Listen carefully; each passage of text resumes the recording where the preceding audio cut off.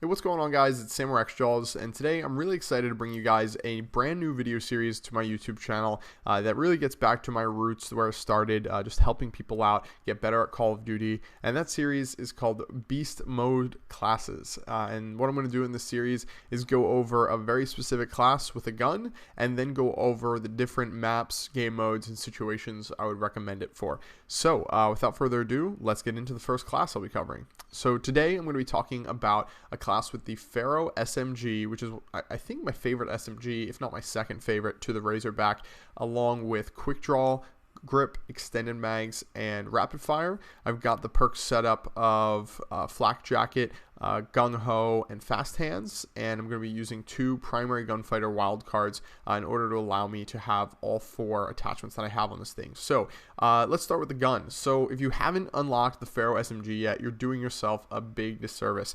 This thing is awesome. So if you don't already know, it is a 4-burst SMG, but what's really cool about the Pharo SMG in my opinion is that you don't have to continue to pull the trigger a new time for every new burst. It will just shoot burst after burst after burst as long as you're holding down the trigger.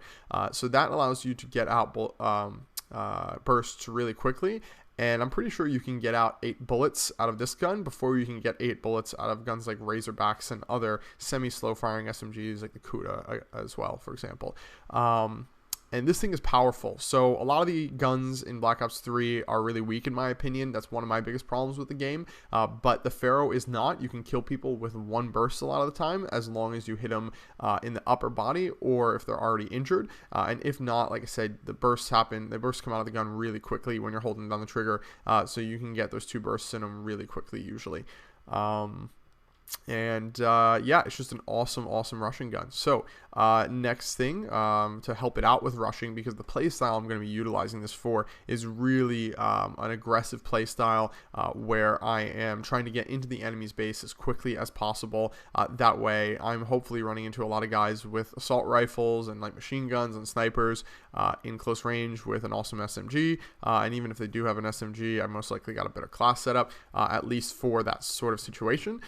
So what helps me have that better class setup is number 1, quick draw, a must on any SMG class in my opinion, unless you have some crazy setup maybe with like a P90 in Modern Warfare 2 where you're just hip firing like crazy with like a laser sight or steady aim in that case.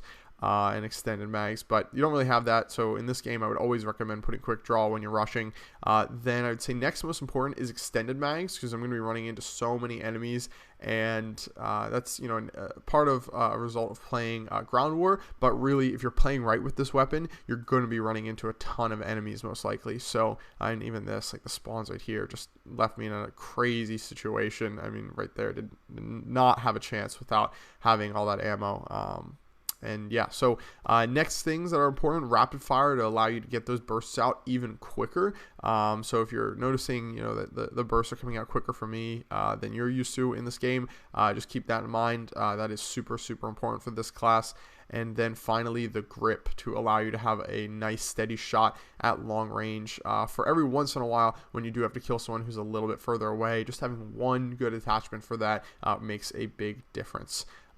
So now let's move into the perks and how they complement this class and playstyle. So the first perk, like I said, is flak jacket. If you're going to be rushing a lot, you may have to run into people throwing grenades to try and get you out of their spawn, is what I usually find. So I just like to have flak jacket so I don't have to worry about that. So that's a simple, straightforward perk that I would recommend you use most of the time when you're playing Call of Duty Black Ops 3 anyway. Next is fast hands. This perk will give you 2 benefits. Number 1, you'll be able to pull your gun up quicker after sprinting, and number 2, you'll be able to throw equipment and grenades faster. But I don't have any equipment and grenades, but I still think it's worth it for just the benefit of being able to pull your gun up quicker, because I am running constantly. It's just a huge deal to me to be able to aim faster. And then on that same note, speaking of sprinting all the time because you're rushing a lot, the other perk, the last perk that I have, gung ho, helps me as well because of that, because it will allow me to shoot while sprinting as well, which you'll see me do quite a few times in this game. And as far as playstyle and game modes for this, last thing to cover, really, it's just all about rushing with this. Anytime you're playing ground war, unless it's a really defensive map, I would say use this. Anytime you're running around playing the objective, I think this is a great class. And yeah, that's pretty much it. So that right there, guys, was a 39-1 opening round. I think for this series, what I'm going to do is just show you guys like 5 minutes of awesome gameplay, so you guys can really enjoy seeing how beastly it can be, and just show you a good example of how beastly it can be. But I didn't end the game poorly. Ended up with a 70-7 score for the whole game. I was pretty happy with that. And yeah, that is the first episode of Beast Mode. So with that out of the way, guys, quickly, I want to just do two things. Number one, if you guys have any other ideas for improvements that I could make to this series or any other series you'd like me to do, please leave a comment below. I'm going to go through and read all the comments to this video. And number two, guys, you may have recently saw that a friend of mine who I've known for a few years, Keemstar, made a video where he was talking about me. And I'd actually already decided I really wanted to come back and spend time on working on a new video series, and I already had came up with the idea for this just like a day or two before I heard that he made this video. But definitely made me think a lot about coming back to YouTube, and just want to say thank you to him for being very considerate.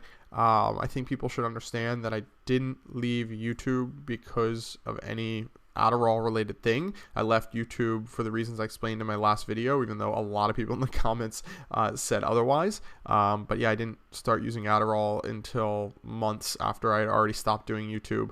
And just say thank you, really. That's it. So yeah, thank you, Keem. I'm going to contact you personally before this video goes up, but I just watched it and I really appreciate it. So yeah, I will talk to you guys later. Thanks for checking out my channel. Give it a like rating if you enjoyed this video, and subscribe if you haven't already, and I'd really appreciate it. I'll see you guys later. Bye.